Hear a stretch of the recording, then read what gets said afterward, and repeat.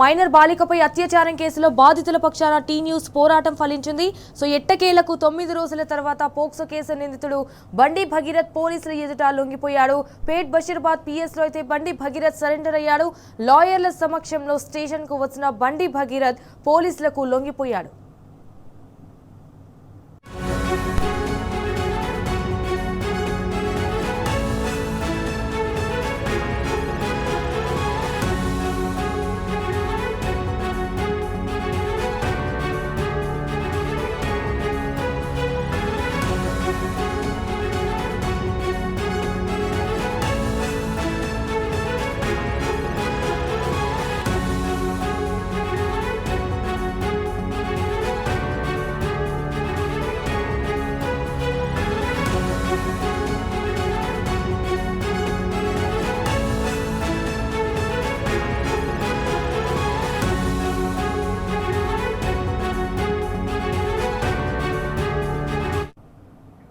Right, ఇక ఇదే విషయానికి సంబంధించి మరిన్ని డీటెయిల్స్ మా ప్రతినిధి లివిల్ రెడ్డి ఫోన్ ఇన్ ద్వారా అందిస్తారు. రైట్ లివిల్ రెడ్డి, మొత్తానికైతే బండి భగీరథ్ పోలీసులకైతే లొంగిపోయాడు. ఇప్పుడు సీన్ అసలు ఎలా ఉండబోతుంది?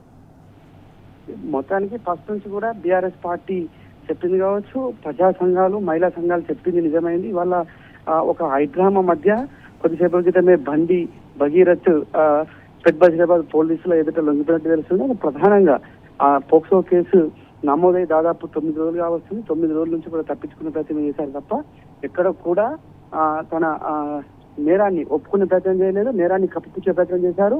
పోగా బాధిత కుటుంబాన్ని అన్యాయం చేసి ఒక రకమైన మానసిక వేదన గురి చేశారు. బాధిత కుటుంబం స్వయంగా ఒక ప్రెస్ నోట్ విడుదల చేసి మాపై అనవసరంగా ట్రోల్ చేస్తున్నారు, మా బిడ్డ, నా కూతురు చాలా ఇబ్బంది పడుతుంది, నా కూతురు ఇబ్బంది వల్ల చాలా ఇబ్బందులు తలెత్తున్నాయని చెప్పేసి కూడా ఒక ప్రెస్ నోట్ కూడా విడుదల చేసింది. అంటే రాష్ట్రంలో ఒక ఇన్ఫ్లుయెన్స్ ఉన్న వ్యక్తికి ఏ విధంగా మర్యాదలు ఉంటాయి, ఏ విధంగా చట్టం తన పని తాను చేసుకుపోతుందని చెప్పే ఈ పోలీసు వ్యవస్థ ఏ విధంగా అపవిత్రం చేసుకునే దానికి నిదర్శనంగా దీన్ని చెప్పుకోవచ్చు. అయితే ప్రధానంగా మొన్న అంటే దాదాపు కేసు విచారణకు సంబంధించి ఒక సిట్టు విచారణ చేశారు. సిట్టు విచారణకు సంబంధించి కూడా కేసు సెక్షన్లు మార్చారు.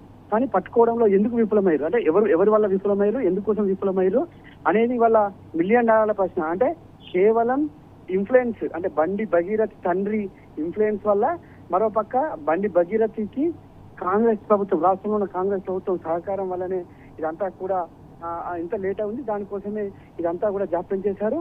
కోర్టులో ఏదో రకంగా బెయిల్ రాకపోతుందా, కోర్టులో ఏదో రకంగా తప్పించుకోబోతామా అనే ఒక ధోరణితో ఇన్ని రోజులు ఆలస్యం చేసిన మాట ఇవాళ అక్షరాలు నిజమైపోయింది. అందుకోసమే ప్రధానంగా ఏదైతే ఈ కేసును తప్పించుకునే ప్రయత్నం చేయడం నేపథ్యంలో నిన్న ఏదైతే judge Madhavi, high court judge Madhavi దగ్గర వాదోపమానం జరిగిన తర్వాత వాదనల సందర్భంగా ప్రధానంగా కోర్టు జడ్జి ప్రత్యేకమైన వెసులుబాటు ఎలాంటివి కల్పించేది లేదు. పోక్సో కేసులో స్పష్టంగా ఆధారాలు ఉన్నప్పటికీ నేను అవి చదవాల్సిన అవసరం ఉంది, మీరు పోక్సో కేసు సరిపోదని చెప్తున్నారు, కానీ వాదనలన్నీ విన్నాను, ఆ కేసు అంతా కూడా పూర్వపరాలు అన్ని కూడా ఇంకా మేము చదవాల్సిన అవసరం ఉందని చెప్పేసి కూడా స్పష్టం చేసిన నేపథ్యంలోనే దీన్ని మేము ఎలాంటి ఇంటర్ రిలీఫ్ ఇవ్వలేమని చెప్పేసి కూడా నిన్న హైకోర్టు చెప్పిన నేపథ్యంలో ఖచ్చితంగా ఏదో ఒకటి చేయాలి, లొంగిపోయేనా చేయాలని చెప్పేసి కూడా ఈ సందర్భంగా చెప్పిన నేపథ్యంలోనే తప్పించుకునే ప్రయత్నం చేశారు. అందుకు అనుగుణంగానే ఏదైతే ఈ పూర్తిగా కేసు అంతా కూడా పక్కదారి పట్టించేందుకు ప్రభుత్వం కావచ్చు, ప్రభుత్వంలోని పెద్దలంతా కూడా యత్నించారని చెప్పేసి కూడా ఒక చర్చ జరుగుతుంది. అందులో భాగంగానే ఇన్ని రోజులు కొంత దాట వేసే ధోరణితోటి అవలంబించారు, అందుకోసం అనేక ప్రయత్నాలు చేశారనేది కూడా జగమెరగని సత్యం. దానికి ప్రధానమంత్రి నరేంద్ర మోదీ టూర్ వాడుకున్నారు, ఇతరత్ర అన్ని అంశాలను కూడా ఇందులో ప్రధానంగా వాడుకున్నారు. కానీ ఎట్టి పరిస్థితుల్లో ఇవాళ న్యాయం గెలిచింది, ధర్మం నిలబడింది, సత్యమేవ జయతే అని చెప్పేసి కూడా మహిళా సంఘాలు నిలదీస్తున్నాయి.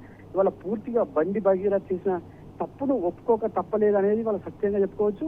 ఎందుకంటే గత కొద్ది రోజులుగా మహిళా సంఘాలు పెద్ద ఎత్తున ఆరోపణలు ప్రధానంగా బీఆర్ఎస్ పార్టీ తన పోరాటం అంతా చేసింది కేవలం ఒక కుటుంబాన్ని ఇబ్బంది పెట్టేందుకు, ఒక మైనర్ బాలికను నానా రకాలుగా ఇబ్బందులు పెట్టి ఆ కుటుంబాన్ని మానసిక వేదన గురి చేసిన బండి భగీరథ్ ఎట్టకేలకు లొంగిపోయాడంటూ కూడా కొద్దిసేపు క్రితమే ఒక చెప్పిన నేపథ్యంలో ఇప్పటికైనా శిక్షకు అర్హుడుగా ఉన్న బండి భగీరథ్ వెంటనే లొంగిపోవడమే కాదు విచారణ కూడా సహకరించాలని చెప్పేసి కూడా పలువురు కోరుతున్నారు.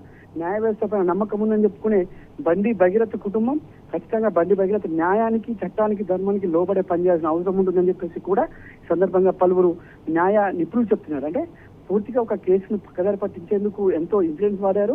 ఆ ఇన్ఫ్లుయెన్స్ అంతా కూడా రంగరించారు. కానీ చివరకు ఎక్కడ కూడా ఎలాంటి ఇన్ఫ్లుయెన్స్ పనిచేయలే. వాళ్ళ మైనర్ బాలిక పట్ల చేసిన అఘాయిత్యానికి ఖచ్చితంగా శిక్ష అనుభవించాల్సిందని చెప్పేసి కూడా ఇవాళ కోర్టు తేల్చి చెప్పడంతో వాళ్ళ ఎట్టకెళ్ళకి లొంగిపోతున్న ప్రయత్నం చేశారు. కానీ ఇదంతా ఒకెత్తైతే పోలీస్ వ్యవస్థ కూడా పూర్తిగా ఒక నిర్లక్ష్యపు ధోరణిలో వ్యవహరించింది. సాధారణ ప్రజలకు ఒక న్యాయం, వాళ్ళ ఉన్నోరికి ఒక న్యాయంగా ఇవాళ పూర్తిగా ప్రభుత్వం తన అసమర్థతను బయటపెట్టింది. పూర్తిగా ఇవాళ తన అసమర్థతతో ఇన్ని రోజులు కాలయాపన జరిగిందనేది కూడా ఒక చర్చ జరుగుతుంది. అంటే ఇవాళ పొద్దంతా కూడా ఒక హైదరాబాద్ జరగదీశారు, సర్చ్ ఆపరేషన్ చెప్పారు, ఇంకేదో చెప్పారు.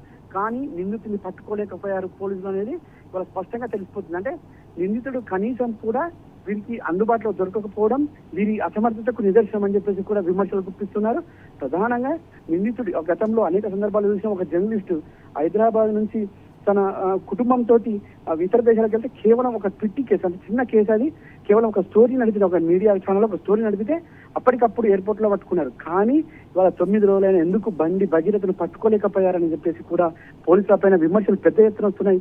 అయినప్పటికీ కూడా చివరికి బండి భగీరథే వచ్చాడు తప్ప బండి భగీరథను దొరకబట్టకపోవడం కనుక అంతర్యం ఏంటి, దీనికి ఎవరు సహకరించాలని కూడా పెద్ద ఎత్తున చర్చ జరుగుతుంది. ఏదేమైనప్పటికీ వాళ్ళ బాధిత బాలికకు న్యాయం జరగాలనే ఒక దృఢ సంకల్పం. ఇన్నాళ్ళైతే అబ్స్కాండింగ్ లో బండి భగీరథ్ ఉన్నారు, అసలు పోలీసుల వరకు అసలు లొంగిపోయే ఛాన్స్ ఎలా వచ్చింది?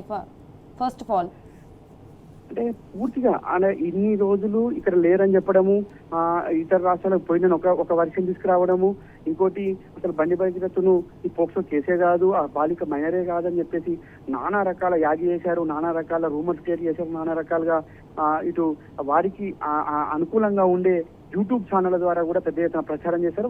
వారికి అనుకూలంగా ఉండే ఏదైతే వాట్సాప్ గ్రూపులు కావచ్చు, ఇతరత్ర మాధ్యమాల ద్వారా కూడా పెద్ద ఎత్తున బండి భగీరథ్ కు అనుకూలంగా ఆ కుటుంబానికి యాంటీగా, అంటే ఆ బాధిత కుటుంబానికి యాంటీగా పెద్ద ఎత్తున ప్రచారం చేయించారు. కానీ అదంతా కూడా వాళ్ళకి డొల్లని తేలిపోయింది. అదంతా కూడా కేవలం తప్పించుకోవడానికి ప్రయత్నమే అని చెప్పేసి కూడా స్పష్టంగా తేలిపోవడంతో ఎట్టి పరిస్థితుల్లో మనం శిక్షకు అర్హులం కనుక ఏదో ఒకటి చెయ్యాలని చెప్పేసి కూడా ఇవాళ లొంగిపోయినట్టు కనిపిస్తుంది. అయితే ఉదయం నుంచి కూడా పోలీసులు ఒక హైడ్రామా క్రియేట్ చేశారు. వారికి వారే మేము సర్చ్ ఆపరేషన్ చేస్తున్నాం, లుక్అవుట్ నోటీసులు ఇచ్చాం, మేము అక్కడ ఎత్తుకుతున్నాం అని చెప్పేసి పెద్ద ఎత్తున ఒక అంగవారపాటాలు చేశారు. కానీ వాళ్ళ పోలీసులు మాత్రం పట్టుకోలేకపోయారు. అంటే పోలీసు వ్యవస్థ ఎంత దయనీయంగా తయారైంది, పోలీసు వ్యవస్థ ఎందుకు ఇంతలా దిగజారిపోయిందని చెప్పేసి కూడా పెద్ద ఎత్తున విమర్శలు వస్తున్నాయి.